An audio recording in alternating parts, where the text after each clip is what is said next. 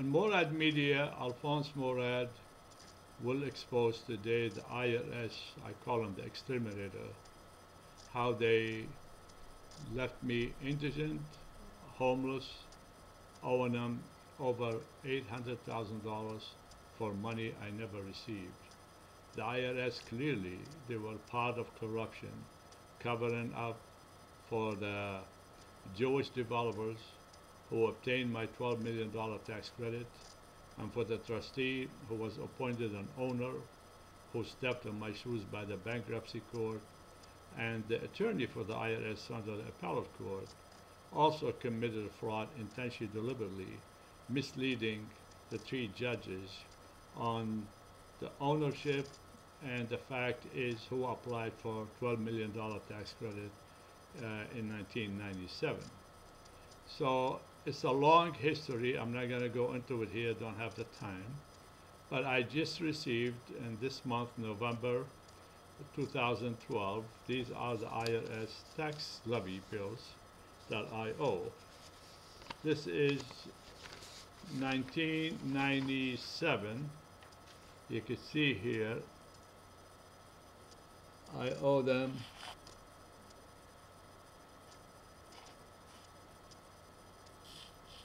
$501,000 and some change. Here's another levy bill of approximately $308,000 and some change. That's my name there. And here's another levy bill of $22,000 some change. Now, for information on this fraud that I'm accusing, the I.R.S. they cover up, as well as other agency of the U.S. government, for example, the FBI, the U.S. Attorney, the U.S. Justice.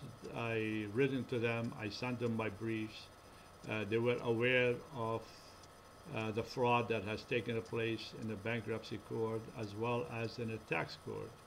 But clearly, because of the influence of the Jewish Zionist developers in America and their connection to the Jewish lobbyists, this Middle Easterner was not going to have a chance ever win any kind of a case in the courts in America.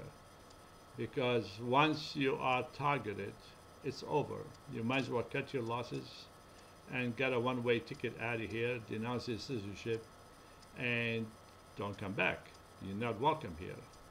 I came to America at the age of 14. I've been here over 50 years to be part of the American dream, but I never knew that Zionism actually exists in America, and that's where it starts, because I am a victim for the www.jewishtake.com.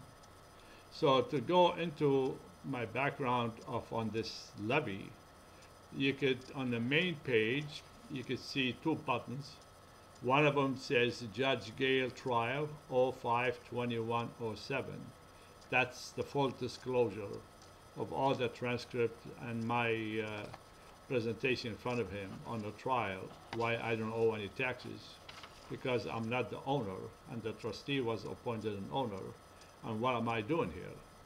So the other brief on the main page, you could go into Morad 08-15-07 brief, and that gives you the entire history front of the judge. I was a petitioner. Judge Gale of the U.S. Tax Court could have made a difference and restored the American dream, but clearly he had to cover up, because there was 9 other judges before him. They all rubber-stamped this case to cover up the fraud was committed in the bankruptcy court, and to cover up the fraud was committed in the U.S. tax court.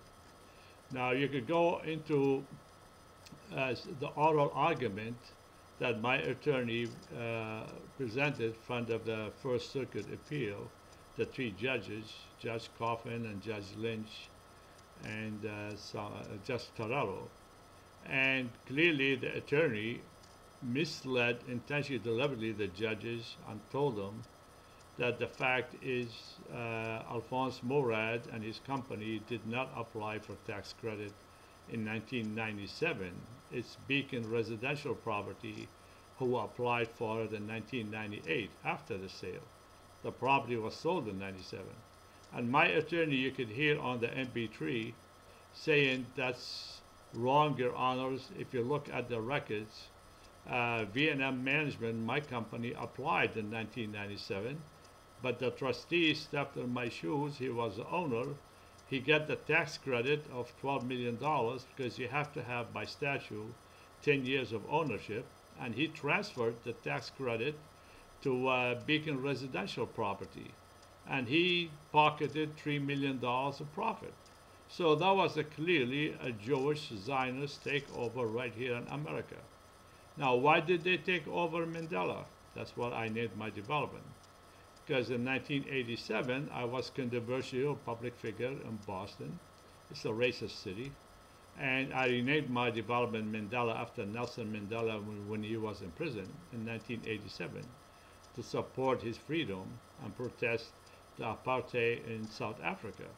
Also, I supported the Mandela Incorporation to secede from the city of Boston and become a separate city. And I was the main contributor financially and supporting them to incorporate and become independent so I could be an architect for that city. And I'm a developer, and I thought we could develop our own community, our own city, which will be independent and will be an African American city, actually. The mayor will be an African American, and we have 12 square miles that we could build a new city on. So that's why it was important for the government and the Jewish Zionist developers to remove me out, because they had the same agenda to displace the last African American culture and to move them out, just like they're doing on the West Bank with the Palestinians in Gaza and the West Bank. And they were going to build a new annex city to downtown Boston, generate higher revenue for them, and build high-rise building, convention center, it goes on and on. I know the game, I'm a developer. And will be all done for the white elitists at the expense of minorities, because they happen to be, after years, living on the golden land. And therefore, their displacement becomes essential because of supply and demand. Boston is growing, and they need the land, and they don't need affordable housing. And one way to get rid of crime is to move them all out and put a brand new city. So therefore, who does that? Who's the architects for us? It's the Jewish Zionist developer, Beacon Management. I was involved with them. They robbed me. They bought the property for $1. Could you imagine that? 276 units. That generates income of over $3 million a year. $1. The trustee tried to auction the property after 30 days for $100,000. I brought an appraisal of $12 million. I brought a commitment letter, $5.5 million to take my property back. They don't want me in. You can see in the transcript, they made it very clear on my brief. We want Morad out. We want him ousted out. So they did. So right now, I'm taking this case to the Middle East, because I don't think today, based on the case of first impression and the judgment of these judges, identify me as the owner responsible for the taxes. When the bankruptcy court appointed the trustee the owner, he stepped on my shoes. Then to me, common sense. Israel cannot be a legitimate state.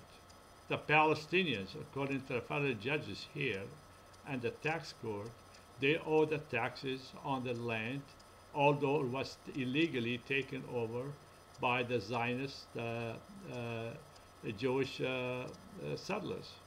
So therefore, I think we have a case right now. It should be challenged, and hopefully the Middle Easterners, that they will look at my case. It is a high-profile public case, and they be able to determine that the fact is the illegal land in Middle East and Palestine that has to be returned back to the original owners, who are the Palestinians. Because today, technically, they owe the taxes on it, as I owe the taxes today to to the IRS in excess of $800,000. So you can see why I refuse at the age of 67. I'm done here. I can't own any assets. You all know that, what a levy is. Therefore, I can't start a business because I have to pay the $800,000 first to the IRS for any profit I make.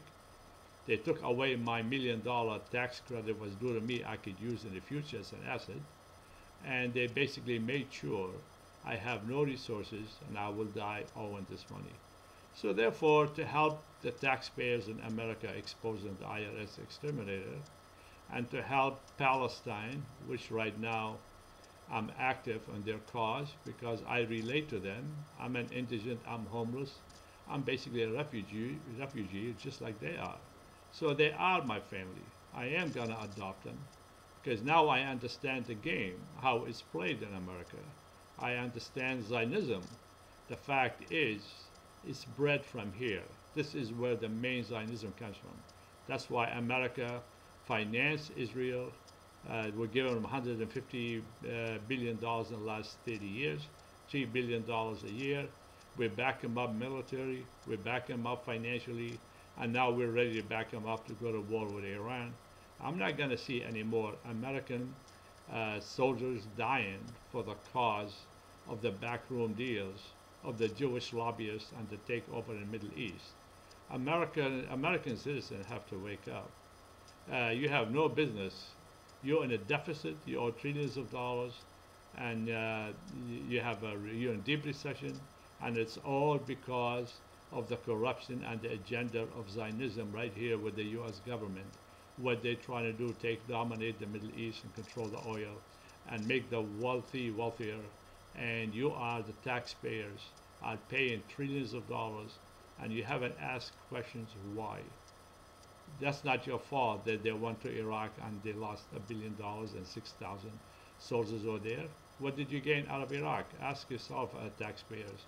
What did you get out of Libya?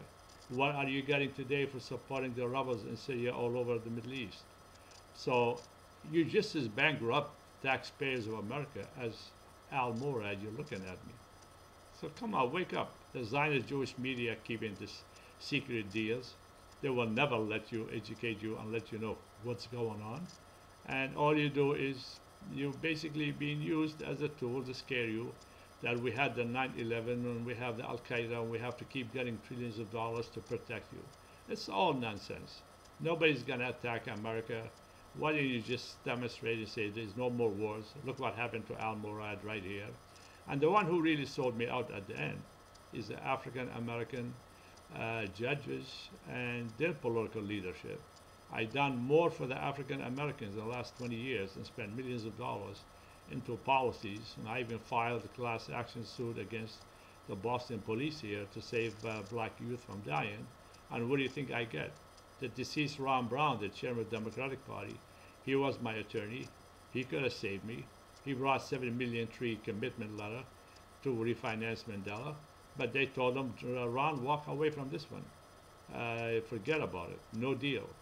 So clearly, they're the one who basically delivered Mandela into the Jewish developers. That's why I don't trust African Americans.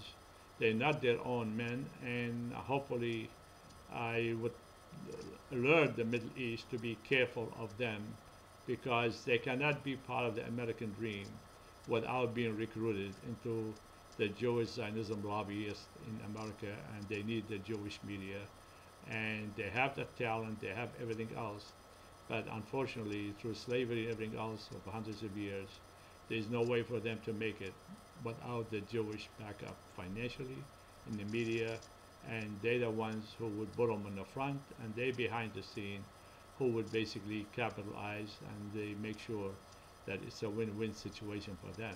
But we, the citizens, are losing out. And for the Middle East, I hope Palestine will be free and they will get their land back, and there should be a separate state. So America, look at my case and don't judge me as I'm anti-Semitic. That's not the fact. Whenever we tell the truth, we're all anti-Semitic. I think it's time for you to really recognize why you're bankrupt in the Middle East and who's behind it. I'll see you in the next video.